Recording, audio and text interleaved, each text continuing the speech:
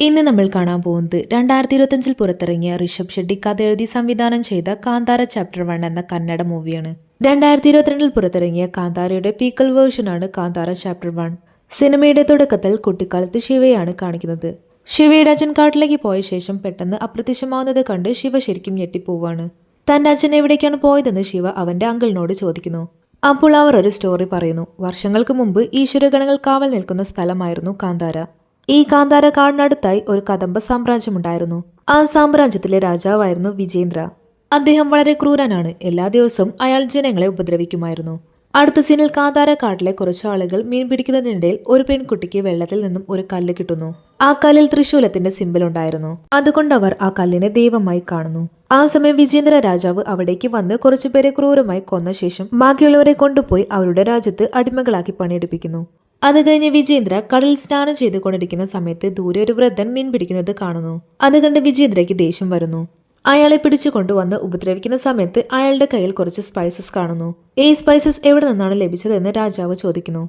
അപ്പോൾ ആ വൃദ്ധൻ കാന്താര കാട്ടിൽ നിന്നുമാണ് കിട്ടിയതെന്ന് പറയുന്നു. സത്യത്തിൽ രാജാവിന് ഈ സ്പൈസസ് ശേഖരിച്ച് മറ്റു രാജ്യങ്ങൾക്ക് വിൽക്കാൻ ആഗ്രഹമുണ്ടായിരുന്നു. അതുകൊണ്ട് ആ വൃദ്ധനെയും കൂട്ടി കാന്താര കാട്ടിലേക്ക് പോകുന്നു. എന്നാൽ വൃദ്ധനാണെങ്കിൽ രാജാവിനെ സ്പൈസസ് ഉള്ള സ്ഥലത്തേക്കായിരുന്നില്ല കൊണ്ടുപോയിരുന്നത്. അവിടെ വൃദ്ധൻ രാജാവിനെ കൊല്ലാൻ ഒരു ട്രാപ്പ് ഒരുക്കുന്നു. രാജാവിന് സത്യം മനസ്സിലാകുമ്പോൾ രാജാവ് അടുത്തുള്ള മരത്തിന് തീ വെക്കുന്നു. ഒപ്പം ആ തീയിൽ നിന്നും ഒരു സൂപ്പർ നാച്ചുറൽ ഫോഴ്സ് പുറത്തേക്ക് വന്ന് അവിടെയുള്ളവരെല്ലാം തന്നെ കൊല്ലുന്നു. ശേഷം രാജാവിനെയും പിന്തുടർന്ന് കൊല്ലുന്നു. ഇതെല്ലാം കാണുന്ന രാജാവിന്റെ മകൻ പേടിച്ചു പോകുന്നു. അവൻ അഭിചാരിതമായി ഒരു നദിക്കരയിൽ വീണ് അൺകോൺഷ്യസ് ആകുന്നു. ആ സമയം അവിടുത്തെ തന്നെ ഒരാളുടെ ദേഹത്തേക്ക് പഞ്ചുരുളി വന്ന് എല്ലാവർക്കും വാണിംഗ് കൊടുക്കുന്നു. ഈ കാട്ടിൽ ഇനി ആരെങ്കിലും തെറ്റായ രീതിയിൽ പെരുമാറുകയോ കാടിനെ നശിപ്പിക്കാൻ ശ്രമിക്കുകയോ ചെയ്ത് കഴിഞ്ഞാൽ എല്ലാവരെയും കൊന്നുകളയുമെന്ന് പഞ്ചുരുളി വാണിംഗ് ചെയ്യുന്നു. ശേഷം കാന്താര കാട്ടിലെ ആളുകൾ അവിടേക്ക് വന്ന് രാജാവിന്റെ മകനെ രക്ഷപ്പെടുത്തി രാജ്യത്തേക്ക് കൊണ്ടുപോകുന്നു. രാജമാതാവ് തന്റെ മകനെ രക്ഷപ്പെടുത്തിയതിന് ഗ്രാമത്തിലുള്ളവർക്കെല്ലാം തന്നെ സമ്മാനം നൽകുന്നു. അങ്ങനെ അവർ തിരിച്ച് കാട്ടിലേക്ക് പോകുന്നു. കാന്താരയുടെ ഉൾക്കാട്ടിൽ കുറച്ച് മനുഷ്യർ താമസിക്കുന്നുണ്ട്. അവർക്ക് ധാരാളം ആഭിചാര മന്ത്രങ്ങളെല്ലാം തന്നെ അറിയാം. അത് വെച്ച് അവർ ദൈവങ്ങളെ കൺട്രോൾ ചെയ്ത് കൂടുതൽ പവർഫുൾ ആകാൻ വേണ്ടി ശ്രമിച്ചുകൊണ്ടിരിക്കുകയാണ്. ആ ആളുകളെല്ലാം തന്നെ ദുർമന്ത്രവാദം ചെയ്യുന്നവരായിരുന്നു. അങ്ങനെ വർഷങ്ങൾ കടന്നു പോകുന്നു. രാജാവിന്റെ മകൻ രാജശേഖർ ഇപ്പോൾ വലുതായി. അച്ഛന്റെ മരണശേഷം ആ രാജ്യത്തുള്ള ആരും തന്നെ കാന്താര കാട്ടിലേക്ക് പോകാൻ ധൈര്യപ്പെട്ടിരുന്നില്ല. കാരണം അവിടെ ബ്രാഹ്മരാക്ഷസൻ ഉണ്ടെന്നാണ് എല്ലാവരും കരുതുന്നത്. അതുപോലെ തന്നെ കാന്താര കാട്ടിലുള്ള ആളുകളും രാജ്യത്തേക്ക് വരാറില്ല. അങ്ങനെ രാജശേഖറിന് ഒരു മകനും മകളും ജനിക്കുന്നു. മകന് കുലശേഖർ എന്ന പേരിടുന്നു. മകൾക്കാണെങ്കിൽ ജനിച്ച ഉടനെ കൈകാലുകൾ ചലിക്കാൻ സാധിക്കുന്നുണ്ടായിരുന്നില്ല. അവളെ വളർത്തിയിട്ട് കാര്യമില്ല എന്ന് മനസ്സിലാക്കിയ രാജാവ് അവളെ കാന്താര ഉൾക്കാട്ടിൽ താമസിക്കുന്നവരുടെ കൈകളിൽ ഏൽപ്പിക്കുന്നു. അവർ മുലയൂട്ടിയതും നിമിഷനേരം കൊണ്ട് ആ കുഞ്ഞിന്റെ കൈകൾ അനങ്ങാൻ തുടങ്ങി. ഇത് കണ്ട് സന്തോഷവാനായ രാജാവ് അവൾക്ക് കനകവതി എന്ന് പേര് നൽകുന്നു. അങ്ങനെ ഒരു ദിവസം കാട്ടിൽ ഒരു ഗുഹയ്ക്കുള്ളിൽ ഒരു കുഞ്ഞിനെ കാണുന്നു. അതിനെ ചുറ്റിപ്പറ്റി ഒരു പുലിയെയും കാണാം. എന്നാൽ ആ കുഞ്ഞിനെ ഒന്നും ചെയ്യാതെ ആ പുലി തിരിച്ച് കാട്ടിലേക്ക് പോകുന്നു. ശേഷം കാന്താര കാട്ടിലുള്ളവർ ആ കുഞ്ഞിനെ എടുത്ത് കൊണ്ടുപോകുന്നു. ആ കുഞ്ഞിന് ബർമ്മ എന്ന് പേരിട്ട് വളർത്തുന്നു. അങ്ങനെ വർഷങ്ങൾക്ക് ശേഷം കുലശേഖറും കനകവതിയും വളർന്നു വലുതാകുന്നു. കുലശേഖർ ഒരു നിരീശ്വര വിശ്വാസിയായിരുന്നു. മാത്രമല്ല രാജ്യത്തെയോ ജനങ്ങളെയോ ശ്രദ്ധിക്കുന്ന പോലും ഉണ്ടായിരുന്നില്ല. പലപ്പോഴും തെറ്റായ കാര്യങ്ങൾ മാത്രമായിരുന്നു കുലശേഖർ ചെയ്തുകൊണ്ടിരിക്കുന്നത്. ഒരു ദിവസം കുലശേഖർ കാന്താര കാട്ടിലേക്ക് പോകാൻ തീരുമാനിക്കുന്നു. അവിടുത്തെ ആനിമൽസിനെ കണ്ടതും അതിനെല്ലാം തന്നെ അറ്റാക്ക് ചെയ്യാൻ പോകുന്നു. കൃത്യസമയത്ത് ആരോ വന്ന് അവയെല്ലാം തന്നെ രക്ഷിച്ചു കൊണ്ടുപോകുന്നു. ഒപ്പം സൈനികരിൽ ചിലരെ കൊന്നുകളയുന്നു. അത് കണ്ട് പേടിച്ച് കുലശേഖർ തിരിച്ച് രാജ്യത്തേക്ക് തന്നെ പോകുന്നു. അവരെ കൊന്നത് മറ്റാരുമല്ല, ഹീറോ ആയ ബർമ്മയും അവന്റെ സുഹൃത്തുക്കളുമായിരുന്നു. അങ്ങനെ ബർമ്മയ്ക്ക് കാന്താര കാടിന് പുറത്തുപോയി ആ രാജ്യമെല്ലാം കാണാനുള്ള ആഗ്രഹം തോന്നുന്നു. അതുകൊണ്ട് തന്റെ ഫ്രണ്ട്സിനെയും കൂട്ടി മരിച്ച സൈനികരുടെ വേഷം അണിഞ്ഞ് രാജ്യത്തേക്ക് പോകാൻ തീരുമാനിക്കുന്നു. അങ്ങനെ ഒരു സൈനികന്റെ കൂടെ ബർമ്മയും അവന്റെ ഫ്രണ്ട്സും രാജ്യത്തെത്തുന്നു.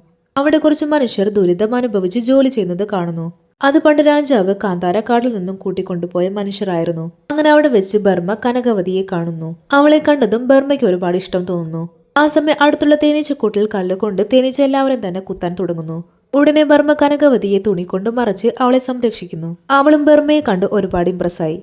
അങ്ങനെ അവിടുത്തെ മാർക്കറ്റിൽ ചെന്ന് നോക്കുമ്പോൾ ബർമ്മ അവരുടെ കാട്ടിലെ സ്പൈസസ് എല്ലാം തന്നെ കാണുന്നു. ബർമ്മയും ഫ്രണ്ട്സും ആ മാർക്കറ്റ് മുഴുവൻ ചുറ്റിക്കാണും. അവർ സൈനികരുടെ കണ്ണിൽപ്പെടാതെ അവിടെ മൊത്തം ചുറ്റിക്കാണുകയാണ്. അവർ സൈനികരുടെ കണ്ണിൽപ്പെടുന്നു. ഉടനെ തന്നെ സൈനികർ അവരെ ബന്ധിച്ച് രാജാവിന്റെ അടുത്തേക്ക് കൊണ്ടുപോകുന്നു. കുലശേഖർ എല്ലാവരെയും തല്ലിക്കൊണ്ട് നിങ്ങൾ എവിടെ നിന്നാണ് വന്നതെന്ന് ചോദിക്കുന്നു.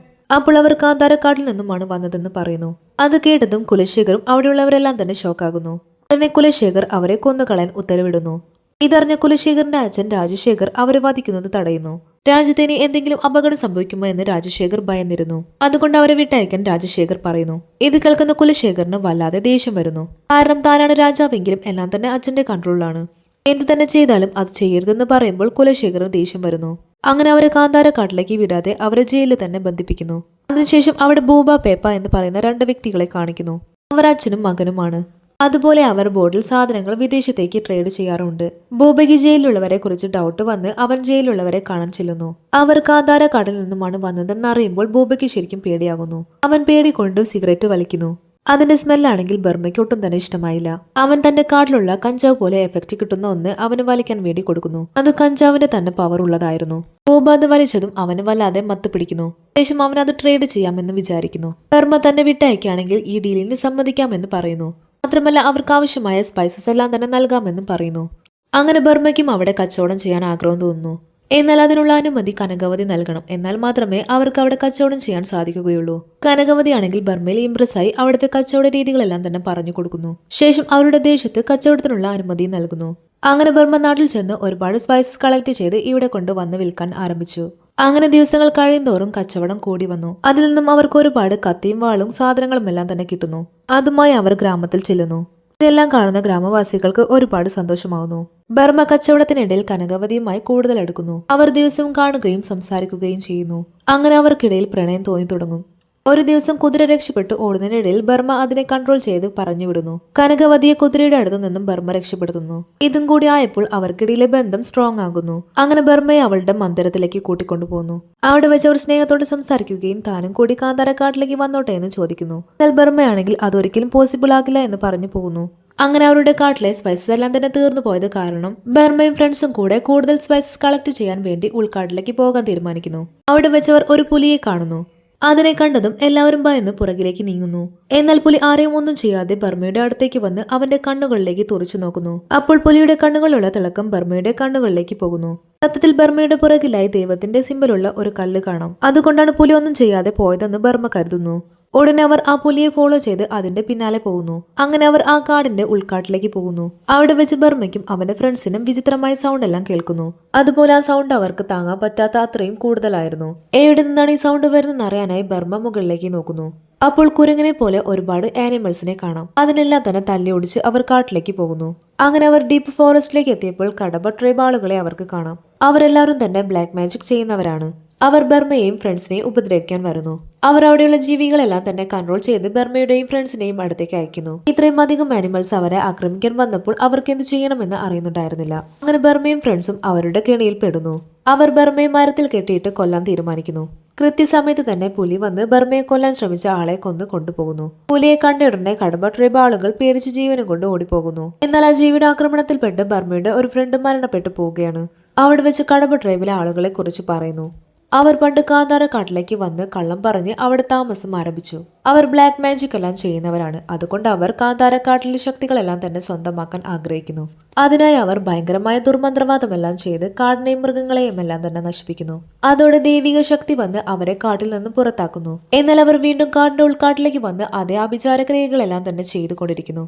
ഇപ്പോൾ പ്രസന്റിൽ കുലശേഖർ ബർമ്മ കച്ചവടം ചെയ്യുന്ന കാര്യം അറിയുന്നു. അതുപോലെ ബർമ്മയും കനകവതിയും തമ്മിലുള്ള ബന്ധത്തെക്കുറിച്ച് അറിഞ്ഞപ്പോൾ കുലശേഖറിന് വല്ലാത്ത ദേഷ്യം വന്നു. ഉടൻ തന്നെ സൈനികരെ അയച്ച് ബർമ്മയെ കൊല്ലാൻ പറയുന്നു. അപ്പോഴേക്കും ബർമ്മ കാട്ടിൽ നിന്ന് സ്പൈസസുമായി വന്നിരുന്നു. തന്റെ ആളുകളെ കൊല്ലാൻ എത്തിയത് കണ്ട് ബർമ്മ സൈനികരെ അടിച്ച് രാജ്യത്തേക്ക് തന്നെ തിരിച്ചയക്കുന്നു. തിരിച്ചെത്തിയ സൈനികരെ കണ്ട് കുലശേഖറിന് ദേഷ്യം വന്നു. ബർമ്മയെയും അവരുടെ സമുദായത്തെ തന്നെ ഇല്ലാതാക്കാൻ കുലശേഖർ തീരുമാനിക്കുന്നു. എന്നാൽ അച്ഛൻ തടസ്സമായി നിൽക്കുന്നത് കൊണ്ട് തന്നെ അച്ഛൻ കഴിക്കുന്ന ഫുഡിൽ രാജശേഖർ ഉറക്ക ഗുളിക കലർത്തുന്നു. അതിന്റെ എഫക്ട് കൊണ്ട് 2 ദിവസത്തേക്ക് അച്ഛനെ ഉറക്കാമെന്ന് കുലശേഖർ തീരുമാനിക്കുന്നു. അങ്ങനെ കുലശേഖർ തന്റെ സൈന്യത്തെയും കൂട്ടി കാന്താര കാട്ടിലേക്ക് പോകുന്നു. ഇതറിയാതെ ബർമ്മയും ഫ്രണ്ട്സും രാജ്യത്ത് കച്ചവടം ചെയ്തുകൊണ്ടിരിക്കുകയായിരിക്കും. കുലശേഖർ കാന്താര കാട്ടിലെത്തി ഉറങ്ങിക്കൊണ്ടിരിക്കുന്ന ഗ്രാമവാസികളെല്ലാം തന്നെ വിളിച്ചുണർത്തും. എന്നിട്ട് അവരുടെ വീടെല്ലാം തന്നെ തീവയ്ക്കുന്നു. ശേഷം അവരെല്ലാം തന്നെ ഉപദ്രവിക്കുന്നു. അവർ തിരിച്ച് ഫൈറ്റ് ചെയ്തെങ്കിലും അവർക്ക് പിടിച്ചു നിൽക്കാൻ പറ്റാതെ വരുന്നു. ആ ഗ്രാമവാസികൾ എല്ലാവരും തന്നെ ദൈവത്തോട് പ്രാർത്ഥിച്ച് ഈ ആപത്തിൽ നിന്നും തങ്ങളെ രക്ഷപ്പെടുത്തണമെന്ന് പ്രാർത്ഥിക്കുന്നു. ആ സമയം ബർമ്മ അവിടേക്ക് വരികയും കുലശേഖരുമായി ഫൈറ്റ് ചെയ്യുന്നു. കുലശേഖർ ബർമ്മയുടെ വളർത്തമ്മയെ കൊല്ലുന്നു. ഇത് കാണുന്ന ബർമ്മയ്ക്ക് ദേഷ്യം അടക്കാനായില്ല. അല്പസമയത്തിന് ശേഷം ബർമ്മയുടെ ശരീരമാകെ വിറയ്ക്കാൻ തുടങ്ങി. ബർമ്മയുടെ ശരീരത്തിലേക്ക് ഗുളികൻ പ്രവേശിച്ചിരിക്കുന്നു. അതോടെ സൈനികരെയും കുലശേഖരനെയും വളരെ ക്രൂരമായി തല്ലുന്നു. ഇതെല്ലാം കാണുന്ന കുലശേഖരന് ഒന്നും മനസ്സിലാവുന്നുണ്ടായിരുന്നില്ല. ഓരോ സൈനികരെയും ക്രൂരമായി കൊല്ലുന്നത് കണ്ട് കുലശേഖർ ആകെ പേടിച്ചു പോകുന്നു. അവസാനം കുലശേഖരനെയും കടിച്ചു കൊല്ലുന്നു. കലയിളകി നിൽക്കുന്ന ബർമ്മയുടെ തലയിൽ ഒരു വൃദ്ധൻ കൈവയ്ക്കുന്നു. അതോടെ ബർമ്മ നോർമൽ ആകുന്നു. ആ ആക്രമണത്തിൽ സൈനികരും കുലശേഖരും കുറച്ച് കാന്താരിലുള്ളവരും മരിക്കുന്നു.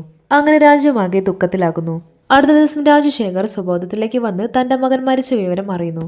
അതോടെ കാന്താരിലുള്ള ആളുകളോട് തന്റെ മകനെ കൊന്നതിന് രാജശേഖറിന് ദേഷ്യം തോന്നുന്നു. കനകവതിയും ആകെ സങ്കടത്തിലാകുന്നു. അതിനുശേഷം അവർ പുതുതായി നിർമ്മിച്ച അമ്പലത്തിൽ ശിവലിംഗം പ്രതിഷ്ഠിക്കാൻ തീരുമാനിക്കുന്നു. എന്നാൽ പ്രതിഷ്ഠിക്കാൻ കൊണ്ടുവന്ന ശിവലിംഗത്തിന് വിള്ളൽ വീണതായി കാണുന്നു. അത് കണ്ട് എല്ലാവരും തന്നെ ഷോക്കാകുന്നു. അപ്പോൾ അവിടെയുള്ള ഒരു പൂജാരി പറയുന്നു, ദൈവം നമ്മളോട് ദേഷ്യത്തിലാണ്. എങ്ങനെയെങ്കിലും നമ്മൾ ദൈവത്തിന് ശാന്തി നൽകണം. അപ്പോൾ മാത്രമേ നമുക്ക് ശിവലിംഗം പ്രതിഷ്ഠിക്കാൻ കഴിയുകയുള്ളൂ എന്ന് പറയുന്നു. ഉടനെ കനകവതി സൈനികരെയും കൂട്ടി കാന്താരക്കാട്ടിലേക്ക് പോകുന്നു. കനകവതി ബർമ്മയുടെ അടുത്ത് വന്ന് വളരെ യാചിച്ച് കുലശേഖർ ചെയ്തതിന് സോറി പറയുന്നു. അതുപോലെ തനിക്കുണ്ടായ സങ്കടവും തുല്യമാണെന്ന് പറഞ്ഞ് ഇതുവരെ നടന്ന കാര്യങ്ങൾക്കെല്ലാം തന്നെ ദൈവത്തോട് ക്ഷമ ചോദിക്കാനാണ് താൻ വന്നതെന്ന് കനകവതി പറയുന്നു. അതിന് പരിഹാരമായി പ്രതിഷ്ഠാ ദിനത്തിൽ ഒപ്പം ശിവന്റെ ഭൂതഗണങ്ങളെയും കൊണ്ടുവരാൻ കനകവതി ആവശ്യപ്പെടുന്നു. ഇത് കേട്ട് ബർമ്മയ്ക്ക് ദേഷ്യം വന്നെങ്കിലും പരിഹാരം ചെയ്യാനല്ലേ എന്നോർത്ത് അവൻ സമ്മതിക്കുന്നു. അങ്ങനെ ബർമ്മ പഞ്ചുരുളിയെ വിളിച്ചു വരുത്തി പ്രശ്നം പറയുന്നു. പഞ്ചുരുളി എല്ലാവരോടും ക്ഷമിക്കുകയും പരിഹാരം പറയുകയും ചെയ്യുന്നു. അങ്ങനെ ശിവലിംഗ പ്രതിഷ്ഠാ ദിനം വരുന്നു. അങ്ങനെ ബർമ്മയും ഫ്രണ്ട്സും ഗ്രാമത്തിലുള്ളവരും തന്റെ ദേവതകളെയും കൊണ്ട് രാജ്യത്തേക്ക് പോകുന്നു. ശിവലിംഗം അമ്പലത്തിനുള്ളിൽ വെക്കുകയും അവർ കൊണ്ടുവന്ന ദേവതകളെ പുറത്തു വെക്കുകയും ചെയ്യുന്നു. അങ്ങനെ രാജ്യമാകെ സന്തോഷത്തോടെ അവരെ സ്വീകരിക്കുകയും കനകവതി അവർക്ക് സമ്മാനങ്ങളും വസ്ത്രങ്ങളും എല്ലാം നൽകുന്നു.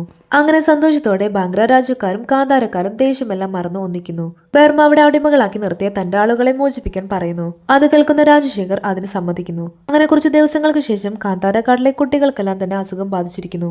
കൂടാതെ അവരുടെ ദൈവങ്ങളുടെ ശക്തിയെല്ലാം ഉൾക്കാട്ടിൽ താമസിക്കുന്ന മനുഷ്യർ അവരുടെ ആഭിചാരക്രിയയിലൂടെയും ബ്ലാക്ക് മാജിക്കിലൂടെയും ബന്ധിപ്പിച്ചിരിക്കുകയാണ്. കൂടാതെ സൂപ്പർ നാച്ചുറൽ പവറുള്ള വൃദ്ധനെയും അവർ മരത്തിൽ കെട്ടിയിട്ട് അയാളുടെ കണ്ണുനീർ കൊണ്ട് ആഭിചാരക്രിയയെല്ലാം ചെയ്യാണ്.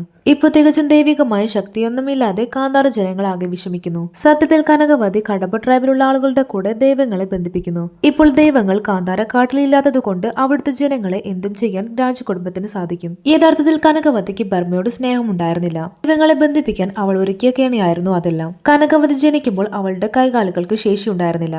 ആ സമയം ഉൾക്കാട്ടിൽ താമസിക്കുന്ന ബ്ലാക്ക് മാജിക് ചെയ്തു വരുന്ന കടമ്പ ട്രൈബിലെ സ്ത്രീ അവൾക്ക് മുലയൂട്ടുന്നു. അതോടെ കനകവതി അവരിൽ ഒരാളായി മാറിയിരുന്നു.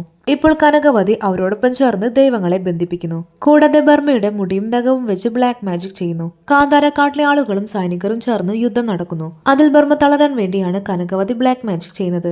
ഒപ്പം മരിച്ചുപോയ രാജശേഖരന്റെ അച്ഛൻ വിജേന്ദ്രയുടെ ആത്മാവിന്റെ ബ്ലാക്ക് മാജിക്കിലൂടെ രാജശേഖരന്റെ ശരീരത്തിലേക്ക് പ്രവേശിപ്പിക്കുന്നു. അതോടെ രാജശേഖരന് കൂടുതൽ പവർ കിട്ടുന്നു. അപ്പോഴും യുദ്ധം ഭയങ്കരമായി നടക്കുന്നു. സൂര്യാസ്തമയമായപ്പോൾ രാജശേഖരന്റെ ശരീരത്തിലുള്ള മുത്തശ്ശന്റെ ആത്മാവിനോട് കനകവതി സംസാരിക്കുന്നു. തനിക്ക് കാന്താരക്കാടും ശിവന്റെ സ്ഥലവും എല്ലാം സ്വന്തമാക്കണമെന്ന് ആഗ്രഹമുണ്ടെന്ന് പറയുന്നു. അത് കേൾക്കുന്ന മുത്തശ്ശൻ അതിന് സമ്മതിക്കുന്നു. അതിനുശേഷം ഇരുവരും ചേർന്ന് യുദ്ധത്തിന് പോകുന്നു. രാജശേഖർ കാന്താരക്കാട്ടിലെ ആളുകളെയും ബർമ്മയും ഒരുപാട് അടിക്കുന്നു. ബർമ്മയ്ക്ക് തിരിച്ചൊന്നും ചെയ്യാൻ പറ്റാത്ത വിധം ബർമ്മയെ ഒരുപാട് അടിക്കുന്നു. ബർമ്മ എത്ര തന്നെ ശ്രമിച്ചിട്ടും രാജശേഖറിന് ഒന്നും തന്നെ ചെയ്യാൻ സാധിക്കുന്നില്ല. ആ സമയം ആ പവറുള്ള വൃദ്ധൻ വന്ന് രാജശേഖരനെ തടഞ്ഞ് സത്യമെല്ലാം കാണിച്ചു കൊടുക്കുന്നു. ബ്ലാക്ക് മാജിക്കിലൂടെ രാജശേഖരന്റെ ശരീരത്തിൽ വിജേന്ദ്രയുടെ ആത്മാവാണെന്നുള്ള സത്യം ബർമ്മയ്ക്ക് കാണിച്ചു കൊടുക്കുന്നു. ബർമ്മയോട് കാന്താരക്കാട്ടിലേക്ക് പോകാൻ പറയുന്നു. നിന്നെ ഞങ്ങൾക്ക് കിട്ടിയത് ഒരു ഗുഹയ്ക്കുള്ളിൽ നിന്നുമാണ്. അവിടെ ഒരു പുലി നിനക്ക് വേണ്ടി കാവൽ നിന്നിരുന്നു. നീ വേഗം അവിടേക്ക് ചെന്ന് നോക്ക്. എന്തെങ്കിലും ഒരു പരിഹാരം കിട്ടാതിരിക്കില്ല എന്ന് വൃദ്ധൻ ബർമ്മയോട് പറഞ്ഞ് അവനെ കാട്ടിലേക്ക് അയക്കുന്നു. ബർമ്മ അവിടെ ചെന്ന് ആ ഗുഹയ്ക്കുള്ളിലേക്ക് ഇറങ്ങുന്നു. ബർമ്മയ്ക്ക് വഴികാട്ടിയായി ഗംഗയുണ്ടായിരുന്നു. ആ ചെറു അരുവി ഫോളോ ചെയ്ത് ബർമ്മ ശിവലിംഗത്തിന്റെ അടുത്തെത്തുന്നു. ബർമ്മ ശിവനെ കണ്ട് നമസ്കരിക്കുന്നു. അവിടെ ബ്രാഹ്മരാക്ഷസനെ കാണും. ബ്രാഹ്മരാക്ഷസൻ ബർമ്മയെ കണ്ടയുടനെ അവനോട് ഫൈറ്റ് ചെയ്യുന്നു. ബർമ്മ ശിവലിംഗത്തിനടുത്തുള്ള ത്രിശൂലം എടുക്കുന്നു. ആ ത്രിശൂലം എടുത്ത ഉടനെ ശിവന്റെ സർപ്പം വന്ന് ബർമ്മയെ ചുറ്റുന്നു. ബ്രാഹ്മരാക്ഷസൻ ബർമ്മയെ കാണുമ്പോൾ ഭഗവാൻ ശിവനെ കാണുന്നത് പോലെ തോന്നുന്നു. ഉടനെ ബ്രാഹ്മരാക്ഷസൻ ബർമ്മയെ വണങ്ങുന്നു. യഥാർത്ഥത്തിൽ ബർമ്മയും ശിവന്റെ ഒരു ഗണമായിരുന്നു. അതുകൊണ്ടാണ് പുലി ഒന്നും ചെയ്യാതെ ബർമ്മയ്ക്ക് വഴികാട്ടിയത്. അങ്ങനെ കനകവതി വൃദ്ധനെ കുത്തിക്കൊല്ലുന്നു. എന്നാൽ ആ വൃദ്ധനാണെങ്കിൽ അന്തരീക്ഷത്തിൽ നിന്നും മാഞ്ഞു പോകുന്നു. സത്യത്തിൽ ശിവന്റെ തന്നെ മറ്റൊരു ഗണം കൂടിയായിരുന്നു ആ വൃദ്ധനും. ആ സമയത്ത് ബർമ്മയും പുലിയും യുദ്ധക്കളത്തിലേക്ക് വരുന്നു. അതോടെ ആ യുദ്ധത്തിൽ ഒരുപാട് വിനാശം സംഭവിക്കുന്നു. ബർമ്മ സൈനികരെല്ലാം തന്നെ കൊന്നൊടുക്കുന്നു. ഇതെല്ലാം കാണുന്ന രാജശേഖർ ഭയക്കുന്നു. എന്നാൽ കനകവതി രാജശേഖരനെ പ്രൊട്ടക്ട് ചെയ്ത് ബർമ്മയുടെ മുന്നിൽ വന്ന് നിൽക്കുന്നു. എന്നെ കൊല്ലാൻ ആർക്കും തന്നെ കഴിയില്ല എന്ന് പറഞ്ഞ് ബർമ്മയെ ഭീഷണിപ്പെടുത്തുന്നു. അതോടെ ബർമ്മയുടെ ബോഡിയിലുള്ള ശിവന് ദേഷ്യം വന്ന് പാർവതിയുടെ അവതാരമായ ദുർഗാദേവിയെ വിളിപ്പിക്കുന്നു. ഉടനെ ദുർഗാദേവി ബർമ്മയുടെ ബോഡിയിൽ വന്ന് സ്ത്രീ ശബ്ദത്തിൽ സംസാരിച്ച് അടുത്ത സെക്കൻഡിൽ തന്നെ കനകവതിയെ കഴുത്ത് തിരിച്ചു കൊല്ലുന്നു. അതിനുശേഷം രാജശേഖരനെയും കൊല്ലുന്നു. പിന്നെ കാണിക്കുന്നത് ഭൂതകൊല ഫെസ്റ്റിവൽ ആണ്. ബർമ്മയുടെ ശരീരത്തുള്ള മഹാദേവൻ ദുർഗാദേവിയുടെ അവതാരമായ ചാമുണ്ടേശ്വരി ദേവിക്ക് കാന്താരക്കാട്ടിലുള്ളവരെ ഏൽപ്പിച്ചുകൊണ്ട് ബർമ്മയ്ക്കൊപ്പം ആ ഗുഹയിലേക്ക് തിരിച്ചു പോകുന്നു. അതോടെ ബർമ്മ വന്ന സ്ഥലത്തേക്ക് തന്നെ തിരിച്ചു പോവുകയാണ്. അവിടെ വെച്ച് കാന്താര ചാപ്റ്റർ 1 എന്ന മൂവി അവസാനിക്കുന്നു. അപ്പോൾ വീഡിയോ ഇഷ്ടമായാൽ ലൈക്ക് ചെയ്യാനും ചാനൽ സബ്സ്ക്രൈബ് ചെയ്യാനും മറക്കല്ലേ.